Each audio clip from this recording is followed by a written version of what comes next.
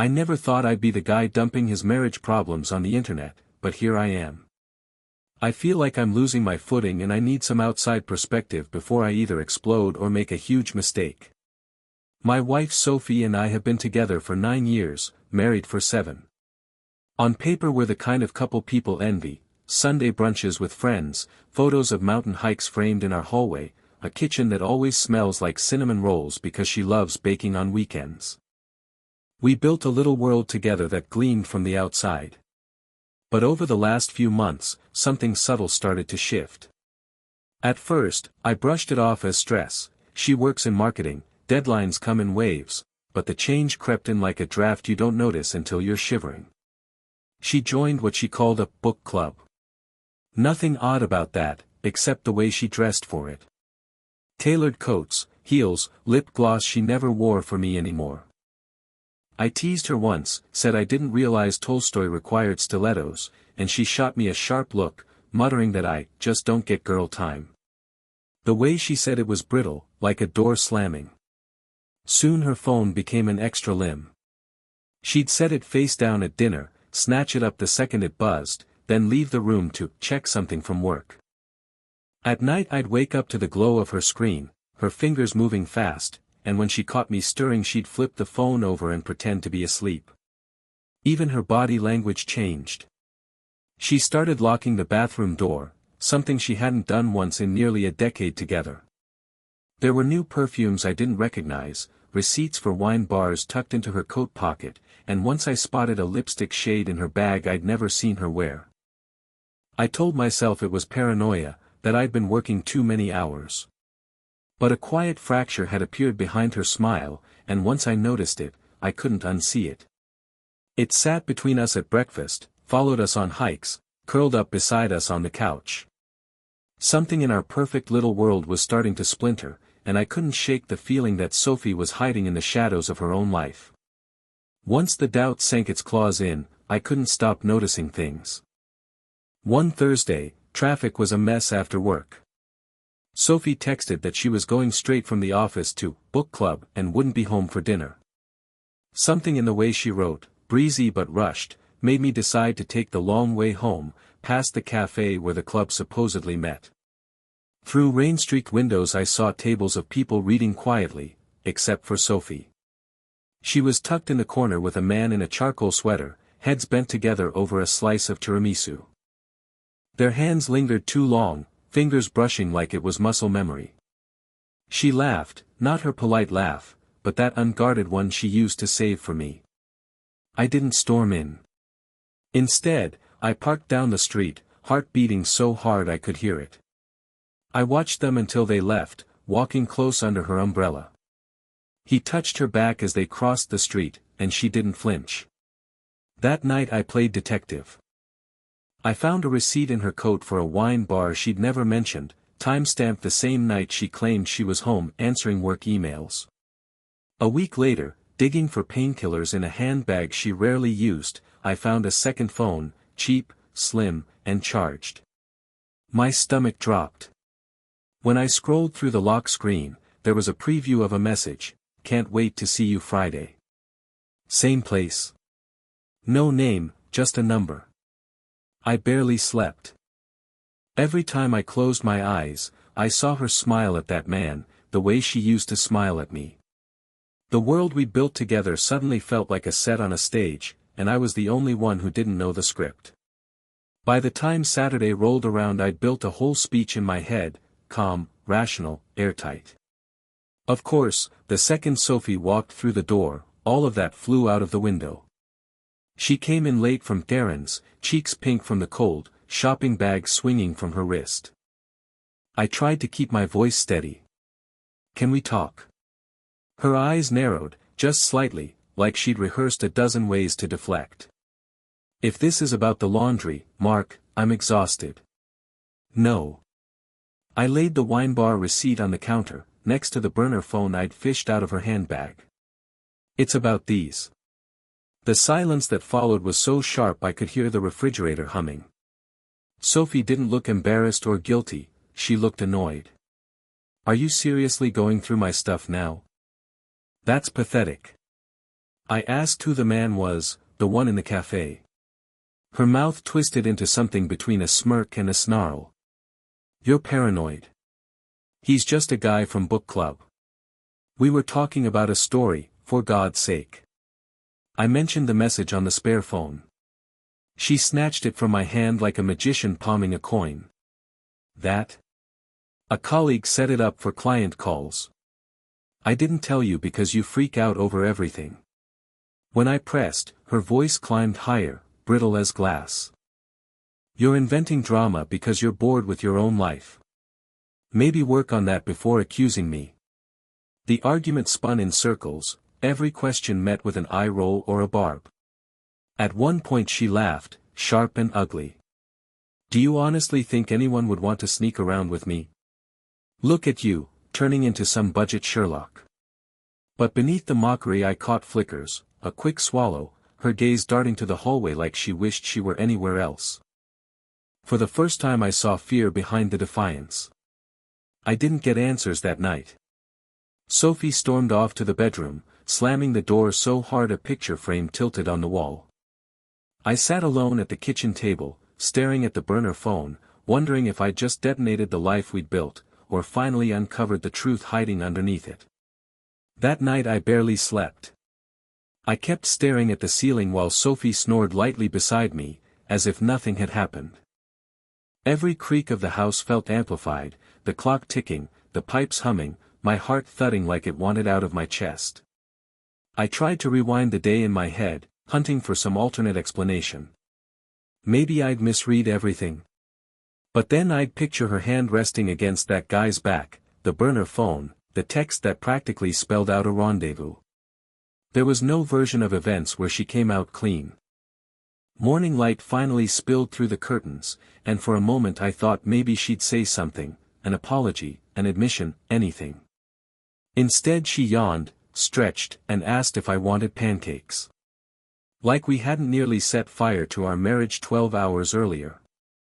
I went through the motions, made coffee, sliced fruit, watched her hum while flipping pancakes. I couldn't decide if her calm was terrifying or impressive. When she caught me staring, she quirked a brow. Are we really doing the sulking thing, Mark? You went through my bag. That's the real problem here. I wanted to scream. Instead, I grabbed my coat and told her I needed air. I ended up at the lake, sitting in the car as drizzle turned to a steady rain. I thought about the years we'd spent together, the nights we stayed up talking about travel plans, the quiet hikes where she'd tuck her hand in mine, the way we used to laugh until our sides hurt. Was that all fake? Or had something broken along the way, something I didn't see until it was too late? My stomach twisted as I admitted to myself that it wasn't just jealousy or anger anymore. It was grief. Grief for the life I thought we shared, for the trust one assumed was unshakable. By the time I drove home, I'd made a decision: I couldn't keep playing detective in my own marriage. I needed clarity, even if it shattered everything else. When I walked in, Sophie was curled up on the couch scrolling through her phone, an untouched cup of tea on the table. She looked up briefly, then went back to whatever she was reading, perfectly composed. That composure felt like a wall I couldn't climb, at least not yet. By Monday, I'd gone from numb to restless. I couldn't keep living inside a fog of half-truths, waiting for Sophie to accidentally confess. She was moving through the house like a cat, graceful, silent, always just out of reach. If I wanted answers, I was going to have to dig. That afternoon I left work early, claiming a migraine, and headed home. Her car wasn't in the driveway. Inside, the kitchen smelled faintly of her new perfume, sharp and floral, nothing like the warm scents she used to favor. On the counter sat her purse, open just enough to reveal the edge of that second phone. I hesitated. Snooping felt dirty, but I reminded myself that she'd already broken the rules. The phone wasn't locked, a swipe opened a thread of texts from Guy. Can't wait for Friday. I booked the room. Rain check on lunch, boss called a meeting. Last night was amazing. Still can't believe how we didn't get caught. Reading those messages was like swallowing glass. The timestamps lined up perfectly with her book club nights.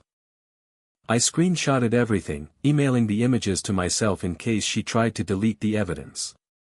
Then, as I slipped the phone back, I heard the crunch of tires outside. My stomach dropped. Sophie was home early. She swept in carrying grocery bags, smiling faintly until she spotted me standing frozen by the counter. "Why are you here? I thought you had meetings."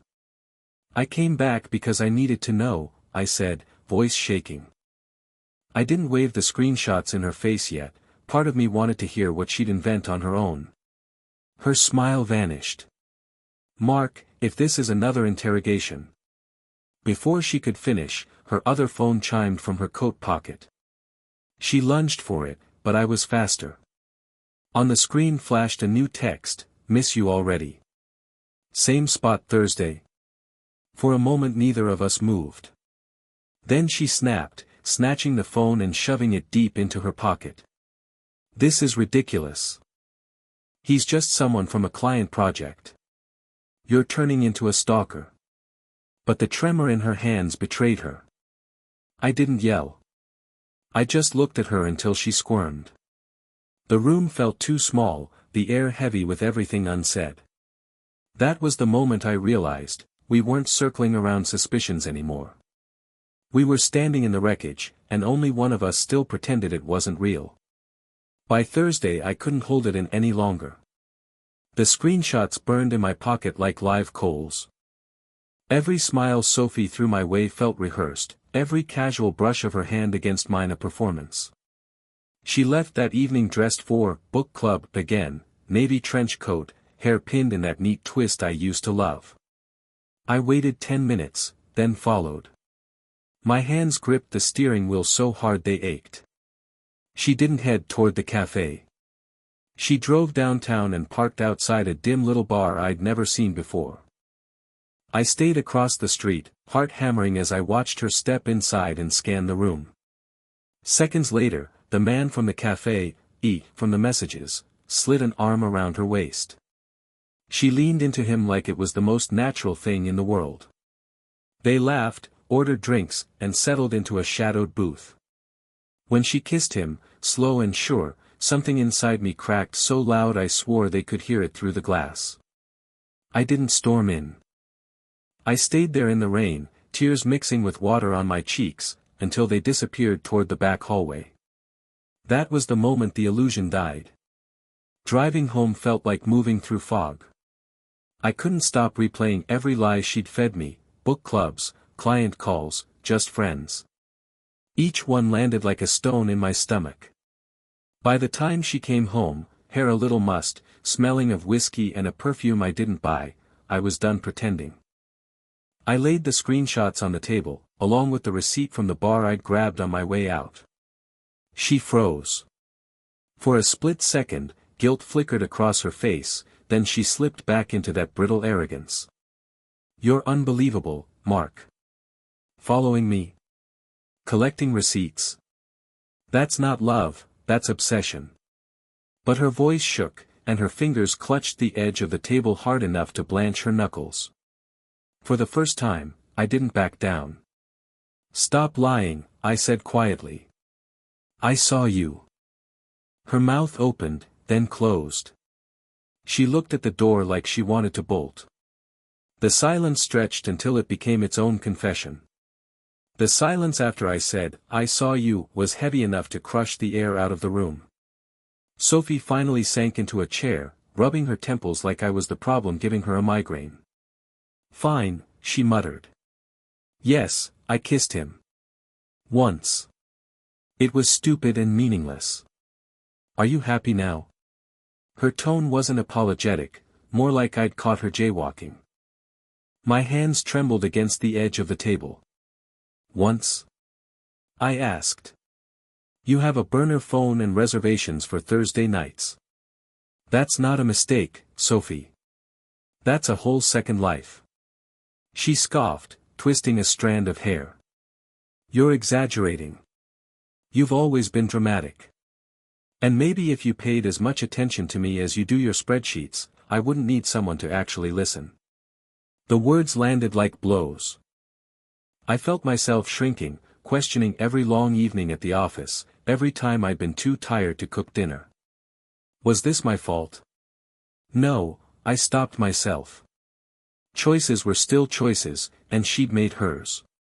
When she realized I wasn't going to argue, Sophie shifted tactics. Tears welled up, perfectly timed, and she whispered about how lonely she'd been, how just understood. Then, just as quickly, the tears dried. But if you keep interrogating me, Mark, maybe you should just pack a bag. I'm not living under a microscope. That swing, guilt to threat, made my stomach churn.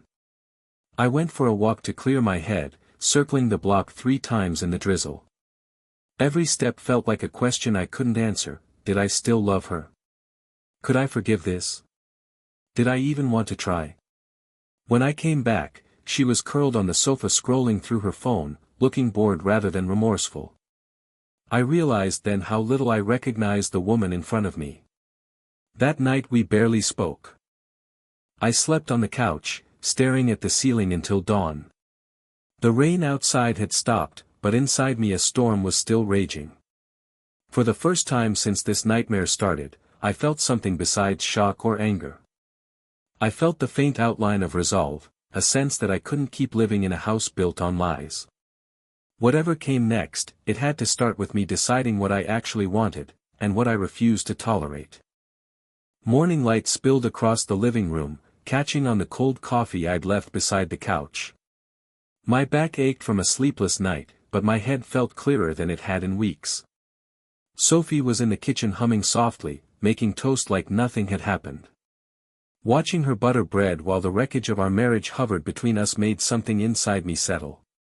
If she could pretend this easily, I didn't have to pretend at all. I slipped out for a drive before she could start another round of explanations. I ended up at a park on the edge of town, sat on a bench overlooking the lake, and just breathed. For the first time, I let myself imagine life without the constant doubt, dinners without watching her phone, weekends without wondering if she was really out with friends. That thought hurt, but it also felt strangely freeing. By lunchtime I'd made a quiet decision. I needed support and a plan, not just anger. I called my brother, told him everything in one breathless rush. He didn't judge, he just listened, then said, "You don't have to solve this today, but you do have to protect yourself." He was right. I went home, gathered copies of bank statements, mortgage papers, anything Sophie might try to twist if things got ugly. I set up a new email, somewhere safe to store screenshots and notes about her stories. When she got home that evening, she barely glanced at me before retreating to the bedroom with her phone. No apology, no attempt at honesty, just that same brittle mask. For the first time, I didn't feel desperate for her to look at me, or to believe her excuses. I felt steady, like I'd stepped out of a fog. Whatever came next, separation, counseling, or walking away, I wasn't going to let her rewrite what I'd seen with my own eyes. I was finally ready to face the truth, and to choose myself over her lies. By the weekend, the house felt like a waiting room for a conversation neither of us wanted to start. Sophie floated through the rooms in perfect makeup, scrolling her phone, humming as if our lives weren't hanging by a thread. I spent most of Saturday in the garage, sorting old boxes just to stay out of her orbit. That night, over a silent dinner, I set down my fork and finally said it out loud. "I can't keep doing this, sophomore. I won't." She blinked, like she'd been snapped out of a pleasant daydream. "Doing what?" "Living in a marriage where I don't know who you're with, where I have to check receipts to feel sane. You kissed him, you lied, and you keep lying. I deserve more than that." For a second, something flickered in her eyes, shame, maybe, but then her chin lifted. "So what, you're leaving? Over a couple of texts?" I shook my head. "Over the fact that you made me doubt reality. Over the nights I sat awake while you snuck out the back door of our life." Her expression hardened. "You're overreacting. Everyone makes mistakes. Everyone doesn't build a secret world behind their partner's back, I said quietly. I told her I'd booked a session with a counselor, alone, at first, and that I'd be staying with my brother for a while. Her lips pressed into a thin line. Fine, she said, flat as a slammed door. Do whatever you want. I packed a small bag and walked out. Standing on the porch, I felt the ache of endings, but also a fragile sense of relief. The air smelled of wet leaves and possibility. Driving away, I realized that resolution isn't always clean or triumphant. Sometimes it's just the steady decision to stop letting someone else's lies write your story. Sitting at my brother's kitchen table a week later, I felt something I hadn't felt in months, quiet. Not the tense kind, but a calm that gave me room to think.